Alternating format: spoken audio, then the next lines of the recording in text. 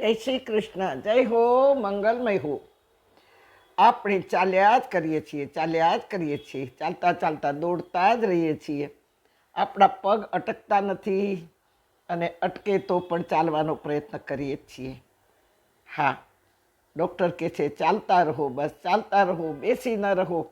બેસી રહેશો તો કમરથી અટકશો અને બેસી રહેશો તો પગ અટકશે, આખું શરીર અટકી જશે. ના, આપણે ચાલતા નથી, ચલાઈ જાય છે. ડૉક્ટર કહે છે તેથી ચાલીએ છીએ. કોઈ ધક્કા મારીને આપણને ચલાવી રહ્યું છે અને એ છે કાળ, સમય. કાળ બહુ લોભામણો છે, કાળ બહુ છેતરામણો છે.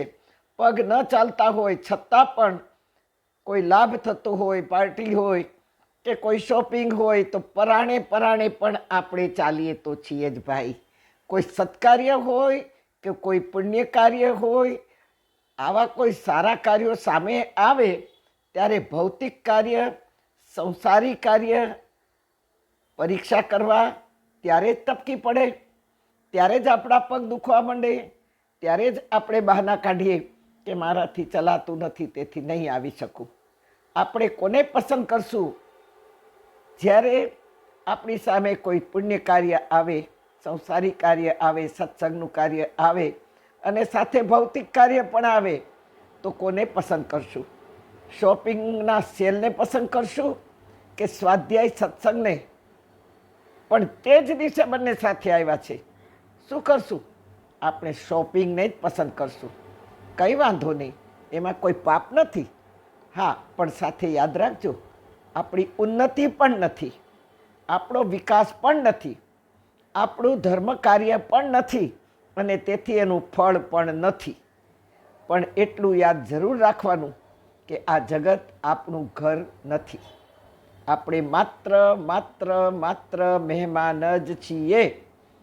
આપણે તેથી આ જગતમાં જે રહ્યા છીએ એ જગત આપણું નથી, મહેમાન છીએ. તેથી આનંદથી રહેવાનું.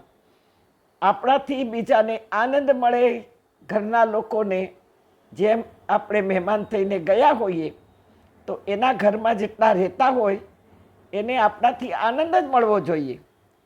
આપણું એવું કોઈ કાર્ય કે એવું કોઈ વર્તન કે એવી વાણી ન હોવી જોઈએ કે આપણે જેને ઘરે રહ્યા છીએ એને દુઃખ થાય, મન દુઃખ થાય, એનો આત્મા દુભાય અને છતાંય ઘરના લોકો કે ઘરનો માલિક આપણને ચાલ્યા જવાનું કહી શકતો નથી.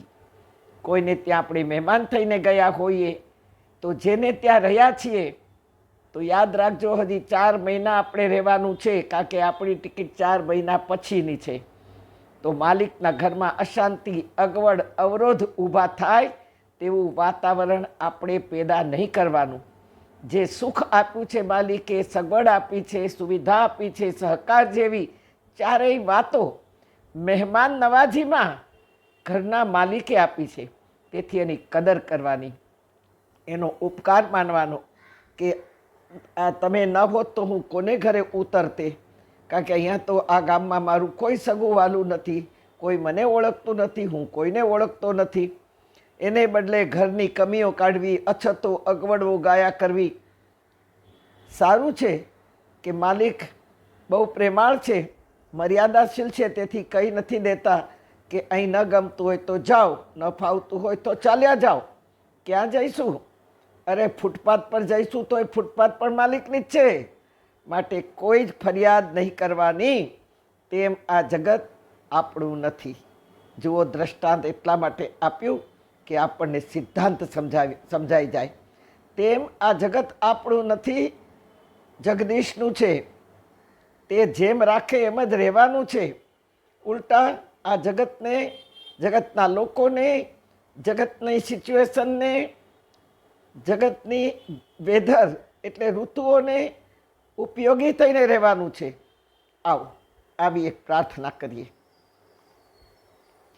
આ જગ તમારું ભગવાન, મહેમાન અમે તમારા, જેમ રાખશો અમોને રહેશું થઈ તમારા. આ જગ તમારું ભગવાન.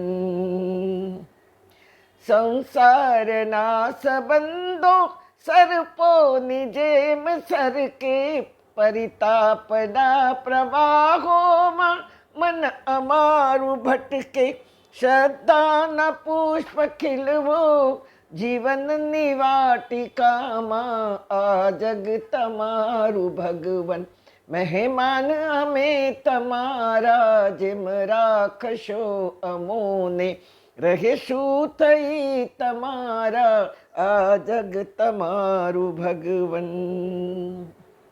દુઃખના તરંગોમાં પણ હેતાળ હાથ ગણશું, સુખની સુરાઈમાં ઘોળી પ્રેમ પીયુષ પીશું.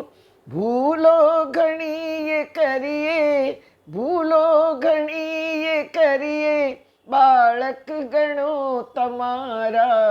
આ જગ તમારું ભગવન, મહેમાન અમે તમારા, જેમ રાખશો અમોને રહેશું થઈ તમારા.